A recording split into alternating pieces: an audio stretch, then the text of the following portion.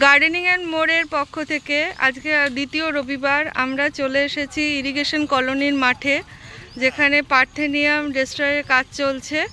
আমরা নিয়েছিলাম একটা প্রকল্প যে এই জুন মাসের 4টে রবিবারই আমরা সিউড়ি শহরে বিভিন্ন জায়গায় পার্থেনিয়াম নিধনে কাজ করব।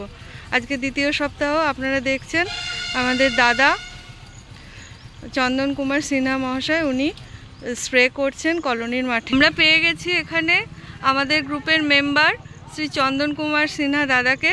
আমরা একটু জেনে নেব দাদা এই প্রকল্পে কেন সামিল হয়েছেন। প্রথম কথা, আমি তো এই গার্ডেনিং অ্যান্ড মোড়ের সক্রিয় সদস্য।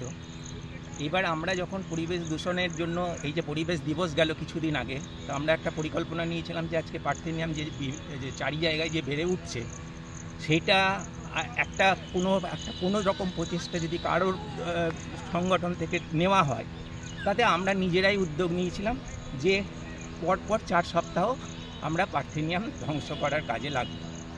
তো সেই হিসাবে আমরা এই যে এখানে স্প্রে করছি আজকে, এখানে এই মেশিনটা আমাদেরকে মিউনিসিপ্যালিটি থেকে দিয়েছেন, সাহায্য করেছেন। আমরা হাতে গ্লাভস এবং মাথায় টুপি এবং মাস্ক পরে এই পার্থেনিয়ামে যে আজকে বীজ দেওয়া হয়েছে, এখানে লবণ দেওয়া হয়েছে, যে লিকুইড তৈরি করা হয়েছে, সেই লিকুইডগুলো স্প্রে করা হচ্ছে।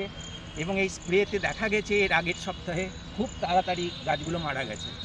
তো আমরা এই যে পরিবেশটার জন্য সক্রিয় সচেষ্ট হয়েছি, এটা আমার মনে হয় প্রত্যেকটা গ্রুপকেই এইভাবে এগিয়ে আসলে আমাদের পরিবেশ আরও উন্নত হবে। ধন্যবাদ দাদা।